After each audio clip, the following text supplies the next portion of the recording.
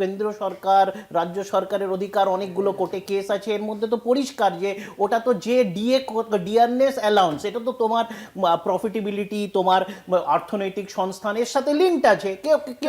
কেন্দ্রের সাথে কোন রাজ্য, কেরল থেকে শুরু করে আন্ধ্রা থেকে শুরু করে বিভিন্ন রাজ্য, 8-10টা রাজ্য, ত্রিপুরা থেকে শুরু করে অনেক রাজ্য দেখিয়ে দিতে পারি যেখানে কেন্দ্রের হারে দিয়ে দেওয়া হয় না। তো সুতরাং এই দেখো, আমি আবার বলছি, সাকুল্যে 1% জনসংখ্যার মানুষ যারা সরকারি চাকরি করার লাক্সারি পান, তো তাদের নিশ্চয়ই আমরা চাই তাদের ডিএ দিতে, কিন্তু তা বলে বৃহত্তর 99% পপুলেশনকে আমরা লক্ষ্মীর ভান্ডার দেব না, বা কৃষকদের তুমি লক্ষ্মীর ভান্ডার বলে। আমি তোমাকে অ্যাড করে দিই যে লক্ষ্মীর ভান্ডার প্রায় 2.25 কোটি মহিলারা লক্ষ্মীর ভান্ডার বর্তমানে পান।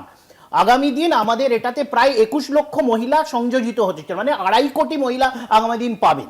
আবার এর সাথে দেখো যে যারা ভূমিহীন কৃষক, তাদেরকে বছরে 4,000 টাকার একটা অনুদান, যাতে তাদের যে বীজ টিজ কেনা বা অন্য অর্থনৈতিক সংস্থান তাদের ক্ষমতায়ন করার জন্য এইটা করা হয়েছে, যেটা ভূভারতে কোনো রাজ্য আজ অব্দি ভূমিহীন কৃষকদের জন্য কিছু করেনি। আমাদের কৃষক বন্ধু প্রকল্প আছে, তার সাথে ভূমি বা ভাগ চাষি এগুলো সংশ্লিষ্ট ভূমিহীন কৃষকদের জন্য এই প্রথম প্রকল্প পশ্চিমবঙ্গ সরকার না, ভূভারতে কোনো রাজ্য সরকার প্রথমবার করছে। এর সাথে কি তুমি বললে আশাকর্মী, আইসিডিএস, এর সাথে তাদের যে ইন্স্যুরেন্স কভার ছিল সেটা 3 লাখ থেকে বাড়িয়ে 5 লাখের ইন্স্যুরেন্স কভার করা হচ্ছে।